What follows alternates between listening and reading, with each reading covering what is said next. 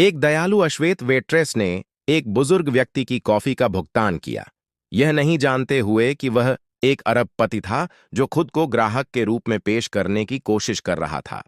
Manager Christopher की आवाज coffee shop की हलचल को चाकू की तरह काटती हुई आई। मैंने आपको पहले भी बताया है, यह कोई आश्रय नहीं है, कोई पैसा नहीं, कोई सेवा नहीं। ग्राहकों की उत्सुक निगाहें काउंटर पर खड़े भूरे बालों वाले मैले कुचैले कपड़े पहने बुजुर्ग आदमी पर टिक गईं। अपने घिसे पिटे कोट की खाली जेबों में हाथ डालते हुए उसके हाथ थोड़े कांप रहे थे। मैं कसम खाता हूं कि मैं अपना बटुआ लाया हूं, उसने बुदबुदाया। उसकी आवाज शर्मिंदगी से कांप रही थी। मैं घर जाने से पहले बस एक कॉफी पीना चाहता था और मुझे सिर्फ पैसे देने वाले ग्राहक चाहिए। क्रिस्टोफर ने दरवाजे की ओर इशारा करते हुए कहा, हमारे यहां सख्त नो ट्रैम्प्स नीति है, तुम असली ग्राहकों को डरा रहे हो। 28 वर्षीय माया जॉनसन ने पास की मेज साफ करते हुए इस दृश्य को देखा। नौकरी में 6 महीने बिताने के बाद उसने सीखा कि कब हस्तक्षेप करना है और कब अदृश्य रहना है। लेकिन इस स्थिति के बारे में कुछ ऐसा हुआ जिसने एक दर्दनाक याद को जगा दिया जिसे उसने दफनाने की कोशिश की थी। जब उसकी दादी डिमेंशिया से भ्रमित होकर एक डिपार्टमेंटल स्टोर में एक घुसपैठिए की तरह व्यवहार करती थी, कमरे में असहज सन्नाटा छा गया क्योंकि मैनेजर ने सार्वजनिक रूप से अपमान करना जारी रखा। शायद आपको 3rd एवेन्यू पर आश्रय की कोशिश करनी चाहिए। वे आपकी स्थिति में लोगों को मुफ्त सूप देते हैं। पास की एक मेज से एक दबी हुई हंसी आई, जहां सूट पहने 3 अधिकारी इस तमाशे को ऐसे देख रहे थे जैसे यह मुफ्त मनोरंजन हो। ये बूढ़े लोग सोचते हैं कि उन्हें हर चीज का हक है। उनमें से एक ने इतनी ऊंची आवाज में टिप्पणी की कि हर कोई सुन सके। माया ने गहरी सांस ली, अपना एप्रन ठीक किया और उद्देश्यपूर्ण ढंग से काउंटर की ओर चल पड़ी। उसकी आंखें कुछ देर के लिए बूढ़े आदमी से मिलीं। उनमें न केवल शर्म थी बल्कि एक गरिमा भी थी जो पूरी तरह से टूटने से इनकार करती थी। मैं उसकी कॉफी का भुगतान करूंगी, उसने काउंटर पर $500 का नोट रखते हुए घोषणा की। यह पैसा उसके दिन भर के टिप का आधा था, जो उसे पूरे हफ्ते के बस किराए के लिए चाहिए था। क्रिस्टोफर ने गुस्से से उसकी ओर देखा। माया, इससे दूर रहो, यह तुम्हारी समस्या नहीं है, यह मानवीय शालीनता का मामला है, उसने अपनी आवाज को शांत लेकिन दृढ़ रखते हुए उत्तर दिया। और अगर किसी को यहां शर्मिंदा होना चाहिए तो वह उसे नहीं होना चाहिए। प्रबंधक ने पैसे वापस छीन लिए। आपकी कॉफी सर्व हो गई है सर, हमारे कर्मचारी की मेहरबानी से, जो जाहिर तौर पर सोचती है कि वह अब प्रबंधन के फैसले ले सकती है। बूढ़े आदमी ने माया को सच्ची कृतज्ञता से देखा। जब वह उसे एक टेबल पर ले गई तो उसका रुख थोड़ा सीधा हो गया। धन्यवाद, उसने फुसफुसाया। मुझे आज दयालुता मिलने की उम्मीद नहीं थी। माया बस मुस्कुराई। मेरी दादी कहा करती थीं कि दयालुता ऐसी चीज नहीं है जिसकी आप अपेक्षा करते हैं, यह ऐसी चीज है जिसका आप अभ्यास करते हैं। अगले दिन माया को उसकी शिफ्ट शुरू होने से पहले ही मैनेजर के दफ्तर में बुलाया गया। क्रिस्टोफर उसके लिए नकली चिंता के भाव के साथ इंतजार कर रहा था, जिसे वह अच्छी तरह से जानती थी। वही भाव जो उसने कर्मचारियों को निकालने से पहले दिखाया था। माया, तुम समझती हो कि यह एक व्यवसाय है, दान नहीं? उसने उसके जवाब का इंतजार नहीं किया। कल तुम्हारा व्यवहार अनुचित और अवज्ञाकारी था। इससे भी बदतर, तुमने ग्राहकों के सामने कर्मचारियों और प्रबंधन को अपमानित किया। मैंने अपने पैसे से भुगतान किया, उसने तर्क दिया। यह पैसे के बारे में नहीं है। शांति का मुखौटा तुरंत गायब हो गया। यह अधिकार के बारे में है। तुमने खुद को किसी तरह की नायिका के रूप में प्रचारित करने के लिए हम सभी को असंवेदनशील बना दिया। यह अस्वीकार्य है। जब उसने चेतावनी फॉर्म टेबल पर रखा तो माया को पहली बार असली डर का एहसास हुआ। 18 महीनों में यह उसकी तीसरी नौकरी थी और एकमात्र ऐसी नौकरी थी जिससे उसे अपना किराया और मां की दवाई का खर्चा चलाने के लिए पर्याप्त पैसे मिलते थे। इस पर हस्ताक्षर करो, क्रिस्टोफर ने आदेश दिया, और अपने आप को परिवीक्षा पर समझो। इस तरह की एक और घटना और तुम बाहर हो। जैसे ही उसने थोड़े कांपते हाथों से दस्तावेज पर हस्ताक्षर किए, माया ने प्रबंधक के व्यवहार में कुछ अजीब बात देखी। एक असामान्य घबराहट, जैसे कि वह भी दबाव में था। उसकी आंखें कमरे के कोने में लगे सुरक्षा कैमरे पर बार बार जा रही थीं। ऐसा कुछ जो उसने पहले कभी नहीं किया था। अपनी शिफ्ट के अंत में थकी हुई और निराश माया ने चेंजिंग रूम में अपने लॉकर से अपनी चीजें इकट्ठी कीं।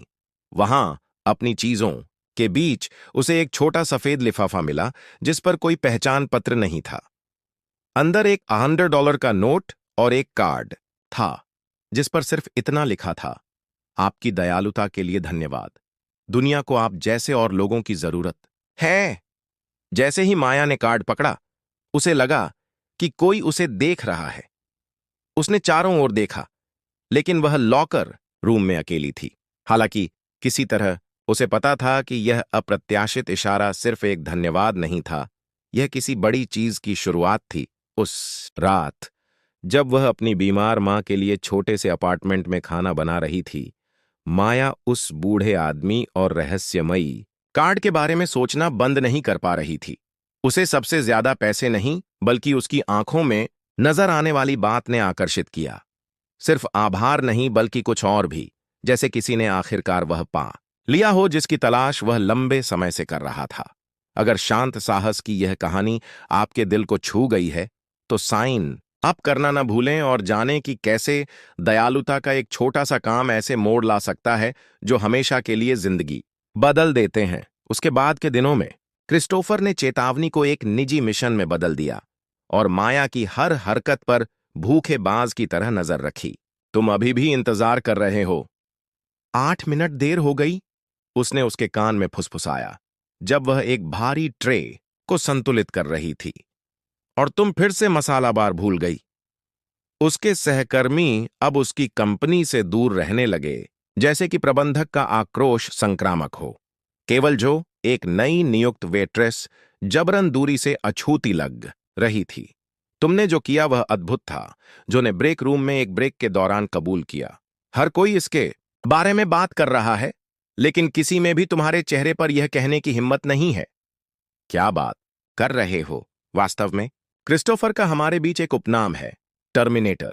यह पहली बार नहीं है जब जो ने मुझे स्थानीय समूहों में कॉफी शॉप में इसी तरह के अनुभव साझा करने वाले पोस्ट दिखाए। हाल ही में एक पोस्ट में लिखा था, क्षमा करें, यदि हम आपके प्रतिष्ठान में कॉफी पीने के लिए पर्याप्त अमीर नहीं दिखते हैं। कोई भी उसकी रिपोर्ट क्यों नहीं करता? मालिक कभी नहीं आता है और क्रिस्टोफर उसका रिश्तेदार है।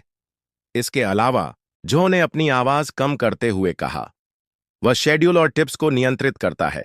जो कोई भी शिकायत करता है, उसे सबसे खराब शिफ्ट मिलती है या उसे छोड़ने के लिए प्रोत्साहित किया जाता है।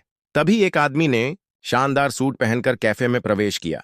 माया ने उसे तुरंत पहचान लिया, उसके महंगे कपड़ों की वजह से नहीं, बल्कि उसकी आंखों की वजह से। वे बूढ़े आदमी की तरह ही थे, लेकिन चेहरा बदला हुआ था। दाढ़ी नहीं, बाल बिल्कुल कटे हुए, सीधी मुद्रा। क्रिस्टोफर ने एक अमीर ग्राहक को देखा और एक ऐसी मुस्कान के साथ उसके पास पहुंचा जो माया ने पहले कभी नहीं देखी थी। स्वागत है सर, क्या मैं आपको हमारी खास इंपोर्टेड कॉफी की सलाह दे सकता हूं? यह मेन्यू में नहीं है, हम इसे चुनिंदा ग्राहकों के लिए आरक्षित रखते हैं। वह आदमी विनम्रता से मुस्कुराया। धन्यवाद। क्या वह वेट्रेस आज काम कर रही है जिसने कुछ दिन पहले यहां एक बुजुर्ग सज्जन की मदद की थी? क्रिस्टोफर की मुस्कान फीकी पड़ गई। मुझे खेद है सर, लेकिन मुझे नहीं पता कि आप किसकी बात कर रहे हैं। मैं खुद आपकी देखभाल कर सकता हूं। मैं आग्रह करता हूं, मैं उससे सेवा लेना चाहूंगा। क्रिस्टोफर ने सख्त इशारे से माया को बुलाया। यह सज्जन आपको बुला रहे हैं। उस आदमी ने अपना हाथ बढ़ाया। आपसे औपचारिक रूप से मिलकर खुशी हुई, माया। मैं एडवर्ड थॉर्नटन हूं। माया के दिमाग में यह नाम बिजली की तरह कौंध गया। एडवर्ड थॉर्नटन, अरबपति परोपकारी व्यक्ति, जिसे कभी कभी लाखों डॉलर के दान के बारे में रिपोर्टों में देखा जाता है। वही आदमी जिसका उसने बचाव किया था, एक बुजुर्ग व्यक्ति के वेश में। मैं तुम्हें बातचीत के लिए आमंत्रित करना चाहता हूं, उसने उसे एक सुनहरा कार्ड देते हुए कहा। यह कोई नौकरी का साक्षात्कार नहीं है, यह किसी और अधिक सार्थक चीज के बारे में है। उस रात घर पर शोध करते हुए माया को पता चला कि थॉर्नटन सिर्फ अमीर नहीं था, वह दूसरों द्वारा अनदेखा किए गए लोगों और कारणों में निवेश करने के लिए प्रसिद्ध था। इससे भी ज्यादा दिलचस्प बात यह थी कि उसके पास कॉफी शॉप की एक श्रृंखला थी जो सीधे उस कंपनी से प्रतिस्पर्धा करती थी जिसके लिए वह काम करती थी। नई परियोजनाएं शुरू करने से पहले थॉर्नटन अक्सर पर्यावरण का परीक्षण करते थे, प्रामाणिक व्यवहार का निरीक्षण करने के लिए भेष बदलकर आते थे। इस विधि को थॉर्नटन परीक्षण के रूप में जाना जाता था। अगली सुबह माया के अपार्टमेंट में एक औपचारिक पत्र आया। अंदर एलेक्जेंडर होटल में दोपहर के भोजन के निमंत्रण के साथ उस कॉफी शॉप की पुरानी तस्वीरें थीं जहां वह काम करती थी। तस्वीरों में 1920 के दशक की एक मूल स्थापना दिखाई गई थी जिसके सामने जॉनसन कॉफी शॉप लिखा हुआ था। एक हस्तलिखित नोट में लिखा था, पीएस, आपकी दादी दयालुता के बारे में सही थीं। और शायद आपको पता होना चाहिए कि इस जगह का एक इतिहास है जिसे कोई आपसे छिपाना चाहता है। माया ने कांपते हाथों से तस्वीरें पकड़ीं। जॉनसन, उसका अंतिम नाम, संयोग या संबंध। दिन के अंत में माया को अपने लॉकर में एक फ्लैश ड्राइव मिली जिस पर एक लेबल था, कल के लंच से पहले देख लें। घर पर उसे 3 फाइलें मिलीं। ऐतिहासिक रिकॉर्ड जो दिखाते हैं कि कैफे मूल रूप से 1930 के दशक में जॉनसन परिवार का था। प्रतिष्ठान में भेदभावपूर्ण व्यवहार की हाल की तस्वीरें। और सबसे चौंकाने वाली बात, 1932 का एक साझेदारी समझौता जो साबित करता है कि कैफे को कभी बेचा नहीं गया था, बल्कि उसके परदादा के बीमार पड़ने पर धोखाधड़ी के जरिए चुराया गया था। माया चुपचाप बैठी रही, इस रहस्य उद्घाटन को आत्मसात करते हुए। यह जगह जहां उसके साथ एक बाहरी व्यक्ति की तरह व्यवहार किया गया था, उसके अपने परिवार द्वारा बनाई गई थी।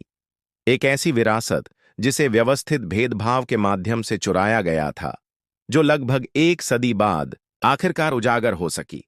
जो का संदेश उसके फोन पर आया, क्रिस्टोफर घबरा रहा है, मूल कंपनी कल निरीक्षकों को भेज रही है। भेदभाव के गंभीर आरोप, तुमने क्या किया?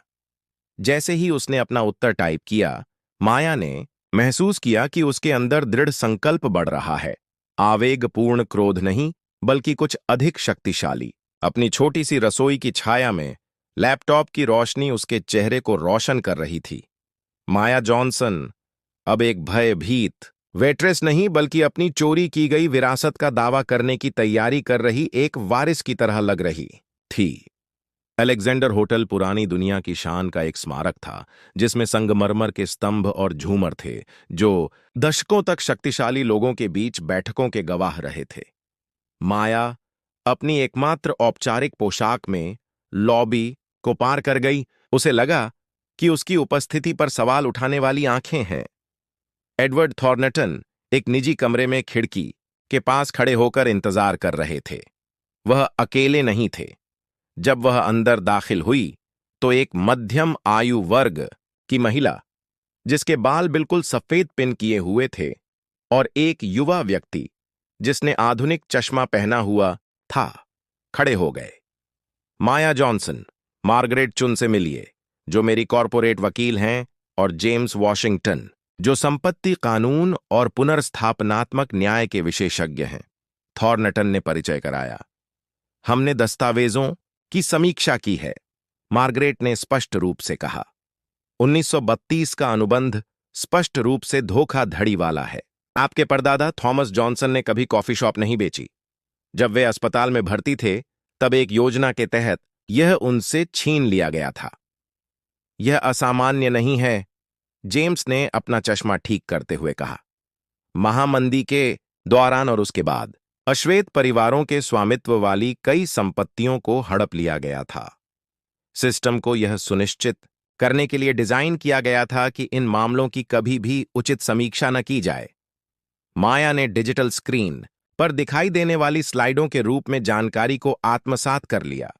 मूल भोजनालय की छवियां, संपत्ति के काम और एक सावधानीपूर्वक पता लगाया गया समय रेखा जो दिखाती है कि रीड परिवार ने जॉनसन के योगदान को कैसे व्यवस्थित रूप से मिटा दिया था। सवाल यह है, थॉर्नटन ने उसके सामने बैठते हुए कहा, आप इस जानकारी का क्या करना चाहते हैं? इस बीच कॉफी शॉप में क्रिस्टोफर को अपने बुरे सपने का सामना करना पड़ा। कॉरपोरेट मुख्यालय से 2 अधिकारी बिना बताए आ गए थे, जो भर्ती रिकॉर्ड, ग्राहक शिकायतों और सुरक्षा फुटेज तक पहुंच की मांग कर रहे थे। यह सिर्फ एक नियमित ऑडिट है, उनमें से एक ने उसे आश्वस्त किया। हालांकि उसके लहजे से कुछ और ही पता चल रहा था। अपने कार्यालय में दस्तावेजों के माध्यम से खोजबीन करते समय क्रिस्टोफर को कुछ परेशान करने वाली चीज मिली। जॉनसन लेबल वाला एक पुराना फोल्डर जिसे उसने पहले कभी नहीं देखा था। अंदर मूल कॉफी शॉप की श्वेत श्याम तस्वीरें थीं, जिसमें एक गर्वित अश्वेत परिवार प्रवेश द्वार के सामने खड़ा था। उसका फोन बज उठा। क्रिस्टोफर रीड, उसने उत्तर दिया, आत्मविश्वास से भरा लगने की कोशिश करते हुए। श्री रीड। दूसरी तरफ की आवाज ठंडी, पेशेवर थी। यह थॉर्नटन हॉस्पिटैलिटी ग्रुप का कानूनी सलाहकार है। हम आपको रीड कॉफी हाउस, पूर्व में जॉनसन फैमिली कैफे के रूप में जानी जाने वाली संपत्ति के संबंध में कानूनी कार्रवाई की सूचना दे रहे हैं। क्रिस्टोफर का खून ठंडा हो गया। उसने फोन रख दिया और तुरंत अपने पिता रिचर्ड रीड, निगम के क्षेत्रीय उपाध्यक्ष को फोन किया। कॉफी शॉप के बारे में, जॉनसन के बारे में कुछ। दूसरी तरफ एक लंबी खामोशी छा गई। तो फिर किसको पता चला? वेट्रेस, माया जॉनसन। फिर से खामोशी। उसे कितना पता है? सब कुछ जाहिर है। और उसके साथ एडवर्ड थॉर्नटन भी है। उसके पिता की भारी सांसें कई सेकंड तक एकमात्र प्रतिक्रिया थीं। अभी मेरे दफ्तर में आओ।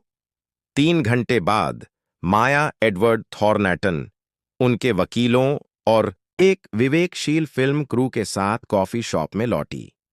नियमित ग्राहक उत्सुकता से देख रहे थे क्योंकि समूह एक केंद्रीय मेज पर बैठा था। क्रिस्टोफर अपने कार्यालय से बाहर आया। उसका पीला चेहरा उसके बगल में बैठे उसके पिता रिचर्ड रीड के विपरीत था। लंबा, बूढ़ा, लेकिन अभिमानी श्रेष्ठता की वही अभिव्यक्ति जो उसके बेटे की विशेषता थी। मी थॉर्नटन। रिचर्ड ने एक मजबूर मुस्कान के साथ उनका अभिवादन किया। हम किस बात के लिए सम्मान के पात्र हैं? एडवर्ड ने कोई जवाब नहीं दिया। इसके बजाय उसने माया को सिर हिलाया। वह शांत और दृढ़ निश्चयी होकर खड़ी हो गई। मिस्टर रीड, मैं आपको और इस प्रतिष्ठान के संरक्षकों को कुछ दिखाना चाहती हूं। एक क्लिक के साथ रोशनी कम हो गई और एक प्रोजेक्टर ने मुख्य दीवार को रोशन कर दिया। पहली छवि में मूल 1932 कैफे को दिखाया गया। जॉनसन फैमिली कैफे सामने स्पष्ट रूप से लिखा हुआ था, जिसमें माया का परिवार गर्व से सामने इकट्ठा था। यह कैफे थॉमस जॉनसन द्वारा बनाया गया था, माया ने घोषणा की। उसकी आवाज आश्चर्यजनक रूप से स्थिर थी। यह शहर का पहला प्रतिष्ठान था जो उस समय काले और गोरे दोनों ग्राहकों को सेवा प्रदान करता था, जब यह क्रांतिकारी था। तस्वीरें आगे बढ़ीं। दस्तावेज, पत्र और धोखाधड़ी वाला अनुबंध जब थॉमस निमोनिया के कारण अस्पताल में भर्ती थे। जब मेरे परदादा बीमार पड़े तो हैरोल्ड रीड, आपके दादा मिस्टर रीड, ने रीड परिवार को स्वामित्व हस्तांतरित करने वाले दस्तावेजों को जाली बनाया। उसने जारी रखा, कैफे कभी नहीं बेचा गया, इसे चुरा लिया गया था। प्रतिष्ठान में फुसफुसाहटें गूंज उठीं। रिचर्ड रीड ने एक कदम आगे बढ़ाया, लेकिन क्रिस्टोफर ने उसे रोक दिया। उसकी नजर स्क्रीन पर एक नई छवि पर टिकी हुई थी। 2 साल पहले कॉरपोरेट मुख्यालय को भेजा गया उसका अपना ईमेल। मुझे संपत्ति के मूल अधिग्रहण के बारे में कुछ पुराने दस्तावेज मिले हैं। जॉनसन के साथ संभावित कानूनी समस्या। अगर सवाल किया जाए तो नष्ट करने और जानकारी से इनकार करने की सलाह देता हूं। चुप्पी पूरी तरह से थी। क्रिस्टोफर ने सदमे और गुस्से के मिश्रण के साथ माया को देखा। तुम्हें ये कैसे मिले? उसने पूछा। उसने सरलता से जवाब दिया, जाहिर है कि कंपनी के आईटी विभाग में किसी ने प्रतियां रखी थीं। रिचर्ड ने पहले अपना संयम संभाला। ये निराधार आरोप हैं। दस्तावेज जाली हो सकते हैं, कहानियां गढ़ी जा सकती हैं। तभी एडवर्ड थॉर्नटन ने आखिरकार बात की। उनकी शांत आवाज हवा में चाकू की तरह चुभ रही थी। इसलिए हमने इन लोगों को भी आमंत्रित किया। मुख्य दरवाजे खुले और 3 टीवी स्टेशनों के कैमरे अंदर आई। उसके बाद पत्रकार और सबसे आश्चर्यजनक रूप से निगम के सीईओ भी अंदर आए। मिस्टर रीड, सीईओ ने ठंडे दिमाग से कहा, ऐसा लगता है कि हमारे यहां विरासत की गंभीर समस्या है। रिचर्ड का चेहरा लाल हो गया। जॉन, हम इसे आंतरिक रूप से हल कर सकते हैं। यह उस चरण से आगे निकल चुका है, सीईओ ने बीच में टोका। कैमरों की ओर मुड़ते हुए उन्होंने कहा, रीड हॉस्पिटैलिटी ग्रुप के सीईओ के रूप में मैं इन निष्कर्षों से बहुत परेशान हूं। हम एक पूर्ण जांच शुरू कर रहे हैं और पहचाने गए किसी भी ऐतिहासिक अन्याय को ठीक करने के लिए प्रतिबद्ध हैं। क्रिस्टोफर पीछे की ओर लड़खड़ाते हुए काउंटर पर झुक गया। यह हमें नष्ट करने वाला है, उसने फुसफुसाया। माया ने उसे जीत की भावना से नहीं बल्कि शांत संकल्प के साथ देखा। नहीं, उसने इतनी धीमी आवाज में कहा कि सिर्फ वह सुन सके। इससे वह चीज वापस आ जाएगी जिसे कभी नहीं छीना जाना चाहिए था। जैसे जैसे कैमरे चलते गए और रिपोर्टर सवाल पूछते गए, माया शांत रही। उसकी नजर कभी कभी एडवर्ड थॉर्नटन से मिलती रही, वह व्यक्ति जो एक अपमानित बूढ़े व्यक्ति के रूप में उसके जीवन में आया था और अब उसे स्वीकृति का हल्का सांस हिलाता है। कॉफी शॉप कभी इतनी शांत और साथ ही साथ इतनी संयमित आवाज से भरी नहीं थी। दशकों के अन्याय की आवाज आखिरकार दिन के उजाले में सामने आ रही थी। उस रात जब यह कहानी स्थानीय समाचारों में छाई हुई थी, माया अपने छोटे से अपार्टमेंट की रसोई में बैठी अपनी बीमार मां को महीनों में पहली बार शांति से सोते हुए देख रही थी। चोरी और मिटाने की कहानी फिर से लिखी जा रही थी, प्रतिशोध के साथ नहीं बल्कि सच्चाई के साथ। और माया को एहसास हुआ कि जब उसने टीवी बंद किया तो वह सच्चाई उस बड़ी घटना की शुरुआत थी जिसकी उसने कल्पना भी नहीं की थी। जब उसने एक जरूरतमंद अजनबी को $5 दिए थे। कॉफी शॉप में हुए खुलासे के दिन से 3 महीने बीत चुके हैं। स्थानीय समाचार के रूप में शुरू हुई यह कहानी जल्द ही पुनर्स्थापनात्मक न्याय के एक ऐतिहासिक मामले में बदल गई जिसने राष्ट्रीय ध्यान आकर्षित किया। माया ऐतिहासिक अब पुनर्निर्मित इमारत के सामने रुकी। पुरानी तस्वीरों से बहाल किए गए मूल जॉनसन फैमिली कैफे का चिन्ह एक बार फिर से सामने की ओर चमक उठा। नए लगाए गए कांच के दरवाजों में उसका चेहरा दिखाई दे रहा था। अब वह एक भयभीत वेट्रेस का नहीं बल्कि एक ऐसी महिला का चेहरा था जिसने न केवल एक संपत्ति बल्कि इतिहास में अपना स्थान वापस पा लिया था। क्या आप तैयार हैं? एडवर्ड थॉर्नटन ने चुपचाप पास आकर पूछा। यह लगभग वास्तविक नहीं लगता है, उसने जवाब दिया। उस इमारत का अध्ययन करते हुए जो अब कानूनी रूप से जॉनसन फाउंडेशन की थी, जिसे रीड हॉस्पिटैलिटी ग्रुप को भुगतान करने के लिए मजबूर किए गए $1 मिलियन के समझौते से बनाया गया था, उनके पीछे पुनः खोलने के लिए एक छोटी भीड़ एकत्र हुई। रिपोर्टर, स्थानीय निवासी और सबसे महत्वपूर्ण बात, हाशिए के समुदायों के युवा लोग जिन्हें उस स्थान पर पेश किए जाने वाले आतिथ्य प्रशिक्षण कार्यक्रम के लिए चुना गया था। शहर के दूसरी ओर एक कैफे में क्रिस्टोफर रीड एक कप सस्ती कॉफी को देख रहा था। उसके पिता रिचर्ड ने इस खुलासे के बाद कॉरपोरेशन से इस्तीफा दे दिया था और क्रिस्टोफर को सीईओ द्वारा घोषित कॉरपोरेट अखंडता पुनर्निर्माण के हिस्से के रूप में सार्वजनिक रूप से निकाल दिया गया था। आपका ऑर्डर, सर? एक युवा वेटर ने पूछा, स्पष्ट रूप से उसे नहीं पहचानते हुए। एक छिपे हुए आशीर्वाद। क्रिस्टोफर ने ऊपर भी नहीं देखा, केवल कॉफी, सबसे सस्ती। अब कोई कॉरपोरेट कार्ड, कंपनी कार या लग्जरी अपार्टमेंट नहीं था। पतन तेज और क्रूर था। जॉनसन फैमिली कैफे में वापस आकर माया ने रिबन काटा और फ्लैश बल्ब चमक उठे।